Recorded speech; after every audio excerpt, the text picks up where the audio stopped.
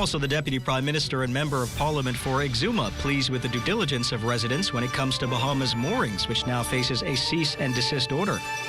And wine that matures and ages under the sea. We sit down with experts who share this innovative process and how it works. The Bahamas Tonight at 11 starts now.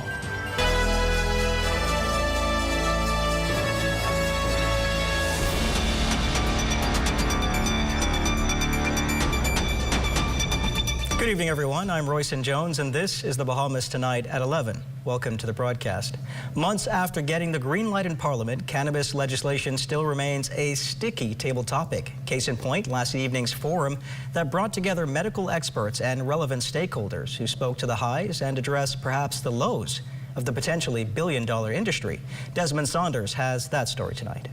Lives shadowed by chronic pain, depression, and other forms of debilitating diseases will no doubt benefit significantly from the revolutionary medical cannabis legislation. Residents at Thursday's forum at the Harry C. Moore Library at the University of the Bahamas heard from local medical experts who highlighted the benefits and relief medical cannabis provides. Leading physician Dr. Eugene Marcus Cooper believes the forum is vital. I feel it's important. Everybody needs to be aware of what's happening. The physician and medical community need to know if we're going to be the people that are responsible for prescribing medical cannabis, then physicians need to be aware of what it's good for, what the science says, what are the potential complications, what drug interactions there are. Now, while the legislation governing the industry is touted as a first step towards advanced health care, President of the Bahamas Pharmaceutical Association, Dr. Marvin Smith, noted several concerns. What is going to be the established training program for anybody involved in it? It's a new product that we're bringing to the market, so we need to have that. The other thing is the quality standards that are going to be issued. People need to know what they should be looking to produce and what standards are going to be there before they decide to get into the business. Now, residents can look forward to additional public forums within the public space on medical cannabis, educating Bahamians about this new industry and the untapped economic benefits. I'm Desmond Saunders for the Bahamas Tonight. Thank you, Desmond. A recurring theme for governments, the significant financial burden of state-owned enterprises. But as we hear in this report, there's notable movement to shift the significant weight of this burden. Altavis Munnings has that story. State-owned enterprises, as well as undisclosed liabilities, continue to present considerable financial losses to the government. So much so, Minister of Finance, Prime Minister the Honorable Philip Davis, admitted in the House of Assembly that his government faces a fiscal risk by being a guarantor for state-owned enterprise loans because the interest payments inevitably shifts onto the national budget.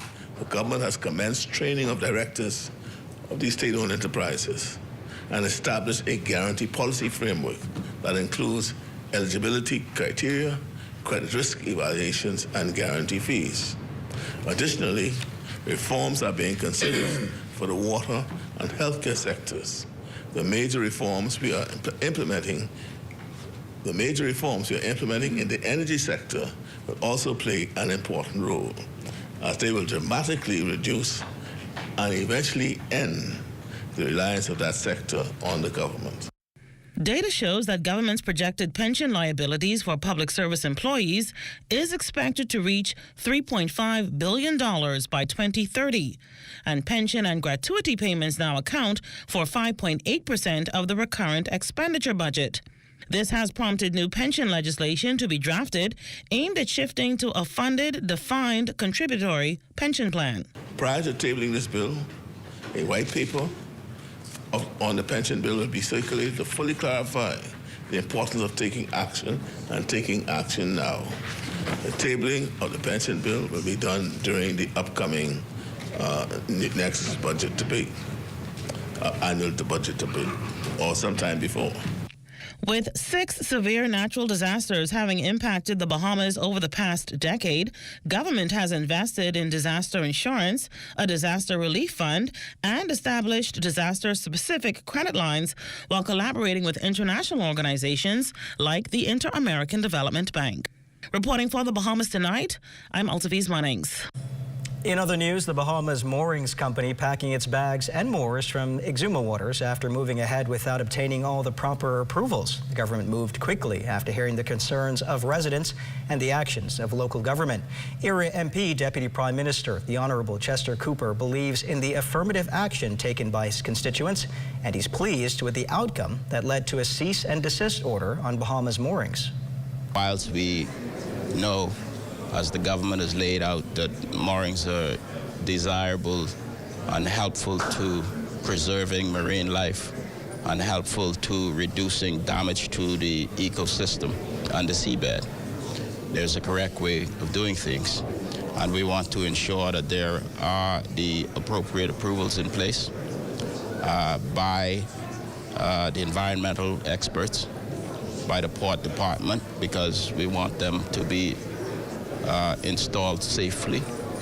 And of course, overall, we want to ensure that there is consultation with Exumians, led by local government.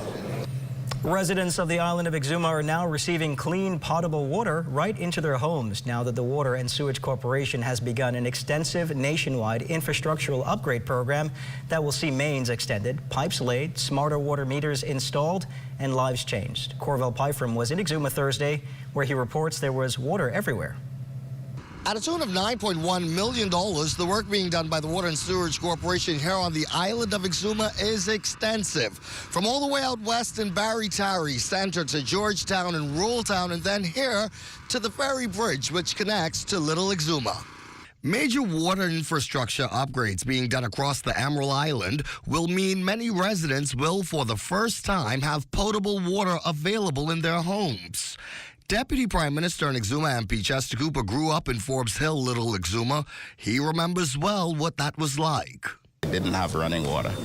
I went to the well with a bucket to take a bath and to wash. And today, they are doing installations of running water to houses in Little Exuma, where I'm from. This is exciting. All the works that we install throughout the Bahamas, we focus on climate resiliency. Robert Deal is Water and Sewerage General Manager. He inspected several sites on the island Thursday where the work to this major upgrade is taking place. In areas like Ruletown, residents are now seeing improved water pressure since the addition of a new booster station allowing easier flow of water from the nearby Georgetown plant. Meantime, residents in communities like Barry-Tarry and Alexander and Little Exuma seeing digital water meters installed at their homes. Because the smart meters, they ensure a better measurement of water from operation to tap. Sustainability Deal says remains at the forefront of this exercise. Ensuring that these mains, these systems are resilient to hurricanes, storms, etc. So that's critical for us. And for residents, their happiness is overflowing. For the first time in 72 years of my life, I witnessed the laying of the pipes. I'm so elated now, I can't explain how I feel this morning. So we are able to get water after waiting for so long, many years. For the Bahamas Tonight, I'm Corval Pyfrom. Doors are opening to trade missions, or trade partnerships rather, between the Bahamas and Canada, particularly in the face of changes in the United States' trade policy. So says Minister for Economic Affairs, the Honourable Michael Halkitis, who at the time was addressing the opening ceremony of the Bahamas-Canada Invitation Trade Mission at the Bahamar Convention Centre. Next year marks 40 years of CARIB-CAN, the Caribbean-Canada Trade Agreement. Through this program, Canada has for decades imported seafood and salt from the Bahamas, but there has been a decline since the COVID-19 pandemic. However, the new era of trade in the region opens the way for missions like these to reestablish firm links. Changes in trade policy by a major trading partner may be the signal that it is time to reimagine our trade relationships with Canada. Trade statistics indicate that Canada is the Bahamas' sixth most important trading partner with respect to imports. Our national trade policy, which was adopted in 2023, noted that domestic goods and services exports are concentrated on a few products and imports are relatively high. The vision of the trade policy is to address these challenges by supporting a more diversified, resilient, sustainable, and inclusive trade for the Bahamas. You're watching the Bahamas Tonight at 11. More news in just a moment. It has the looks, the style, the performance. Your new car is everything you always dreamed of. Now it's here. Commonwealth Bank was happy to help put you behind the wheel with a new car loan at a competitive rate and fast, friendly approval. It's a service that just comes naturally to us, just like how love of tradition comes naturally to you. Commonwealth Bank, leader in personal banking services. Make this year your best year yet. Education is the key to success, and the University of the West Indies Global Campus Bahamas is your partner in success. Take a course that increases your value in a matter of weeks, or get that degree you've been dreaming of with convenient online learning. Visit us at global.uwi.edu/Bahamas, call 323-6593, or WhatsApp 456-6687 today. Lessons gonna find me. Planning the execution of a newscast is serious business. From the assignment to the concept of the story, everything has to be precise, on point, always. The Bahamas Tonight, the National Report, is your trusted news service. We get it right the first time. Our preparation for you each night is done with care, knowing that our voices will reach you on 700 islands and keys with unquestionable accuracy. It gives me great pleasure each night to say, welcome to the Bahamas Tonight, the National Report. I'm your national anchor, Mukesh Lapinder. This portion of the news is brought to you by Bahamas Striping Group of Companies. Safety first. The Department of Immigration today kicking off the first in a series of Immigration Connect City pop-up events this morning at the historic Christie Park on Nassau Street. The initiative aims to bring in services directly to the community. It is designed and has the purpose to foster greater community engagement, to promote awareness of compliance with immigration laws and regulations, and to streamline services in a way that makes the immigration services more accessible and user-friendly.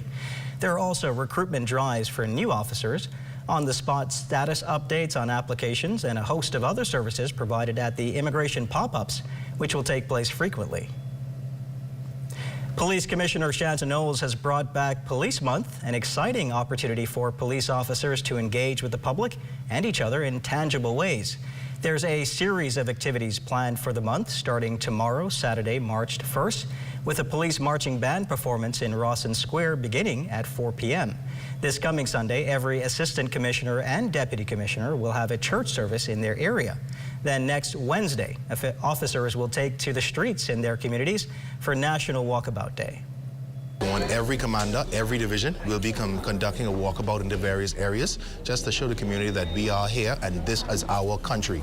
So we just want to encourage members of the public, when the police stop to your door, just come get a flyer, just get some words of advice, just gifts of knowledge so you can know how to better secure your property and just stuff like that. Then also, we want to start off this week also on Friday, starting in Pinewood Gardens. We will be having a mini tattoo. That's another event to bring the kids through. We will have food, we will have candy, we will have treats for the kids. We will also have shows from the fire department. The cyclists, the motorcyclists, traffic division are very excited about the show, what tricks they have been working on. Also, we will have the K9 up there, fire department. We will have giveaways, and we will be honoring a special member of each community. You've probably heard of seaweed, but what about sea wine? That's right, wine that is matured under the sea. I know it sounds strange, but Tajaro Hudson sat with experts to learn more about this process and how sea wine could potentially mature alongside seaweed in our waters.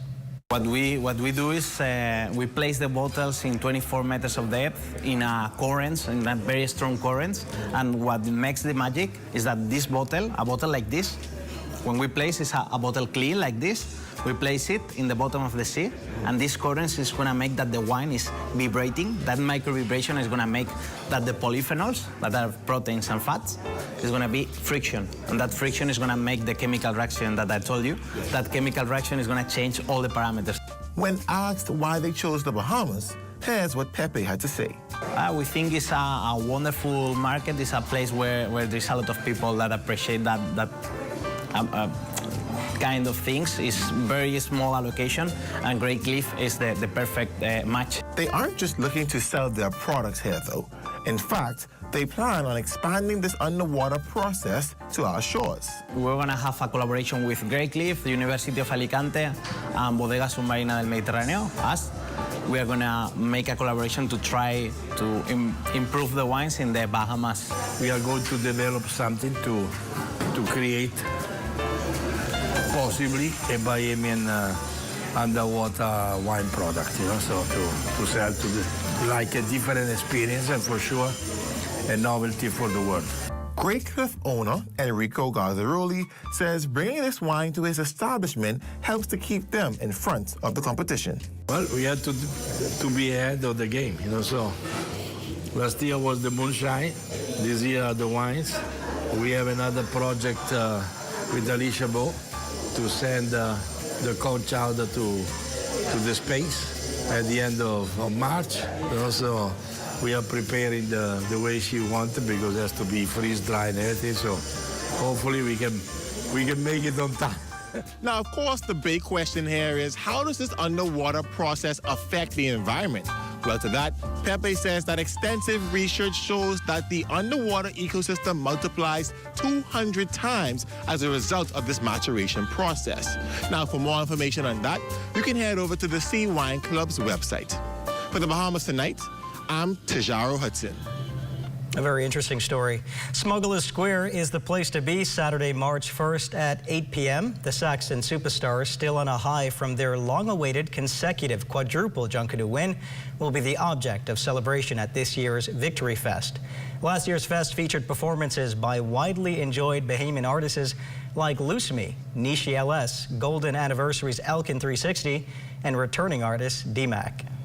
We're going to have live entertainment by the Rhythm Band, D-Mac, Fan Sean, Playhouse DJs, and then after 12, we're going to take it up a notch with Lil Giant and Pusha Jr. Tank. So there's going to be a good balance of good Bahamian culture, great entertainment. So again, the event, even though we are celebrating the Saxons, is a celebration of culture. Kalika as the Bay of the Bahamas, we always want to bring that fun and give a platform for Bahamian artists, our Junkanoo groups. It's almost Mardi Gras time in Giant Country, and this year some 40 vendors are expected to take part in the biggest fundraising event at St. John's College. Proud Giant alumna Jacqueline Popple-Duncombe gives a history lesson on the Mardi Gras and the institution that she says played a crucial role in the growth and development of hundreds of prominent Bahamians, including Prime Minister, the Honorable Philip Davis. Actually used to be held on Tuesdays. Tuesday before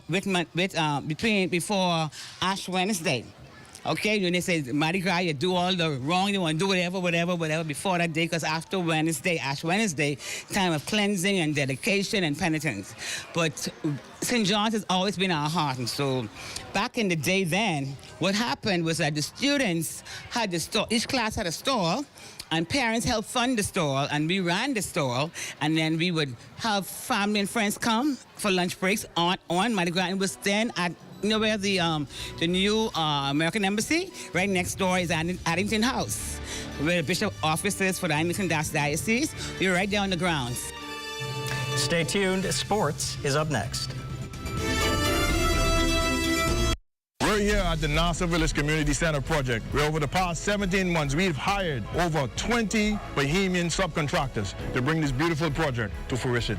I've been living in Nassau Village for more than 19 years, and to see a project like this bring great joy and pride to me. This state-of-the-art multi-purpose community center will serve as a crime-fighting initiative in the community. Also help with the education of our kids in this community and a hurricane shelter. Yeah, and it also shows what we as Bahamians can achieve when we work hand in hand with each other. We have the technical know-how, and we can pretty much deliver on any project here in the Bahamas or in the world. Bahamas Strike from the Bahamian Company, they prove that they believe in Bahamians. Based on the outcome of this project, I don't think they're disappointed in giving a small person an opportunity to do a job such as this. The more opportunity they get, the more opportunity we will get.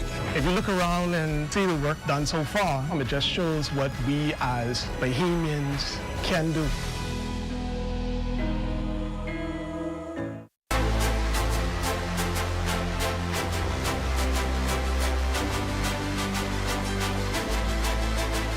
Tune in to ZNS TV 13 on Sunday, March 2nd, 2025 at 7:30 p.m. for coverage of the inaugural Excellence in Education Awards ceremony, hosted by the Ministry of Education and Technical and Vocational Training at the Atlantis Resort.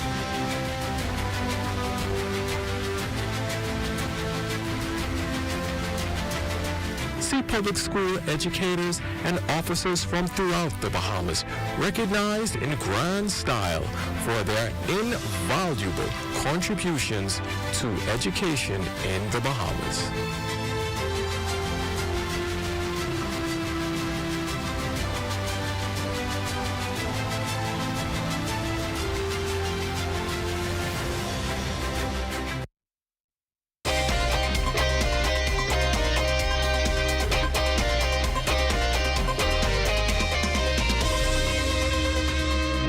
Welcome, everyone, to your late-night sports check. I'm Eugene Stewart. Here's your lineup on this feel-good Friday. Well, it was a jolly day for the St. John's College Giants. Our Charles Fisher has this report. It was a Green Day celebration all around for their basketball teams and their junior Junkanoo champions. T-shirts to mark the day, Jolly Green Giants standing tall on this float. Excitement was in the air. Yeah, no school. Not only were the athletes and students out, so were members of the Alumni Association, celebrating 4 teams, and it's been a week-long celebration, according to Principal Quinn McCartney. Students have done extremely well in the BASS Basketball Championships. We had a team participate in the Hoyts Basketball Championships in Freeport, Grand Bahama. We've had our junior Junkanoo team, our group, do a fantastic job on the 30th of January. And so today we decided to celebrate and just highlight all of the talent that our students have here at St. John's College. A giant country, a proud alumni of St. John's. In basketball news, the New Providence Basketball Association announcing their series of events for their upcoming All-Star break. President of the NPBA, Ricardo Smith, tells us more. There's going to be a slam dunk and a shootout on Friday at the AF Adley Gym. And then on Saturday, you're going to have the D1 basketball shootout and a slam dunk. And then you're going to have the D1 All-Star. And after that, we're going to have an All-Star party like the NBA. We're going to be at the captain's deck downtown, and we're going to have a party down there on Saturday. And then on Sunday, we are going to focus on those persons who have contributed so much to basketball, those who are in their, I say, precious pearl years that are now past the baton to us. So we're going to focus on them. So we're going to have a Legends game. And lastly, the University of the Bahamas women's volleyball team in action this week as they hosted their UB Showcase. The Mingos took on the Midnight Aces and the Strikers. The Mingos would start off strong against the Aces, going up 7-1 and taking the first set 25-17.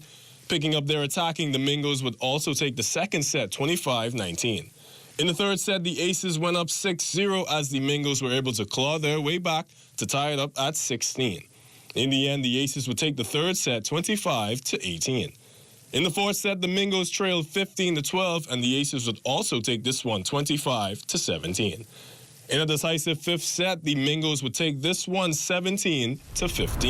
The first 2 sets, we came out, we had the energy, we were communicating, we were serving, but unfortunately for the third and fourth set, we fell a bit short on everything. So that's why we had to fight for the fifth set. We had to pick up the energy, we had to come back with our service, and we had to play defense.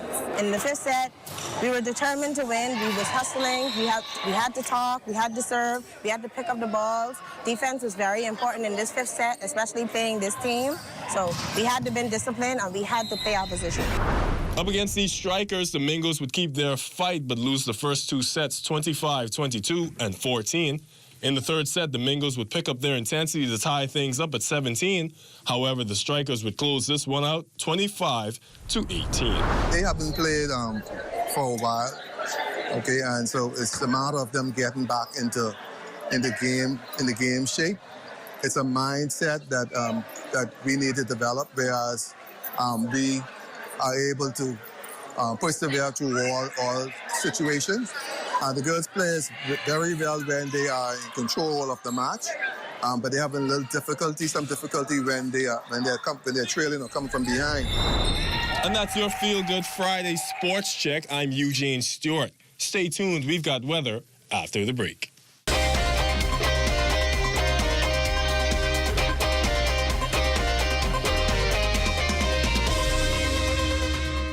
ZNS remote team is on the road again, inviting you to join us Sunday, March 2nd at 11 a.m. as we simulcast live on the ZNS radio and television network from the Transformation Ministries Dignity Gardens. It's the 76th General Convention 2025 of the Bahamas and Turks and Caicos Council of the Pentecostal Assemblies of the World Incorporated. Here, Diocesan Bishop Dr. Anthony Farrington deliver a power-packed word from the Lord. That's Sunday, March 2nd, 2025 at 11 a.m. Transformation Ministries Dignity Gardens, Nassau, Bahamas.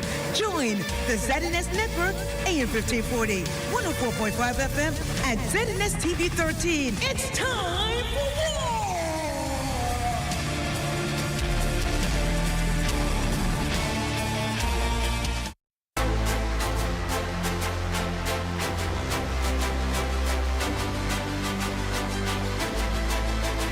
Tune in to ZNS TV 13 on Sunday, March 2nd, 2025 at 7:30 p.m. for coverage of the inaugural Excellence in Education Awards ceremony, hosted by the Ministry of Education and Technical and Vocational Training at the Atlantis Resort.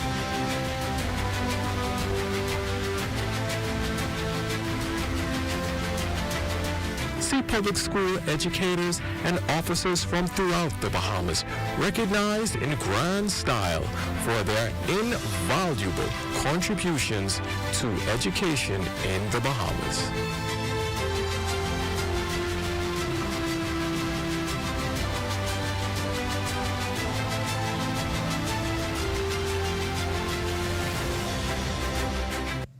It's time now for a weather check with Chief Meteorologist Basil Dean. Good evening, Basil.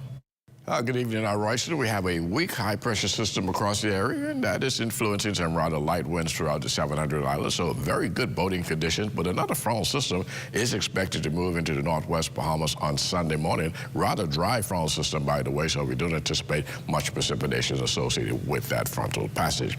And your temperatures around the islands this evening, a little warm in Marshall, Abaco at 80 degrees, Great Key at 77. 77 also in Freeport, Grand Bahama, the Berry Islands, 79, Alistown, Bimini at 72. Harbor Island, 77 degrees, 80 degrees in Rock, Sandy, Lutra, also Fresh Creek, Central Andros at 80 degrees. 81 in Kemp Space on Andros, Black Point, Exuma, Otterstown, Cat Island, San Salvador, and Rum Key, 77 degrees. Let's see what Georgetown, Exuma is saying, 82 degrees there. 81 in Ragged Island, Clarence, San Long Island, and Crooked Island. Betsy Bay, Maguana, 86, Acklands, 86, Matthewtown, Nagua, 83, and the Turks and Caicos Islands at 82 degrees. Forecast tonight.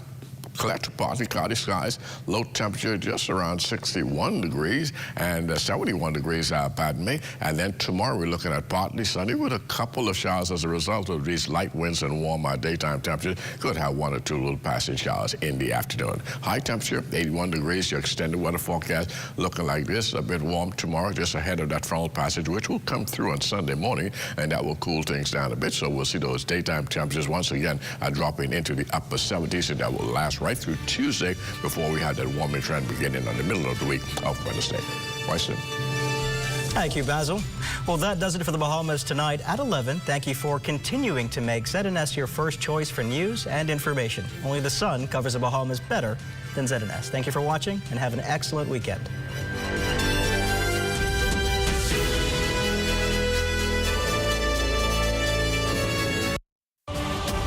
At Centerville, I'm LaDawn Davis. This is ZNS.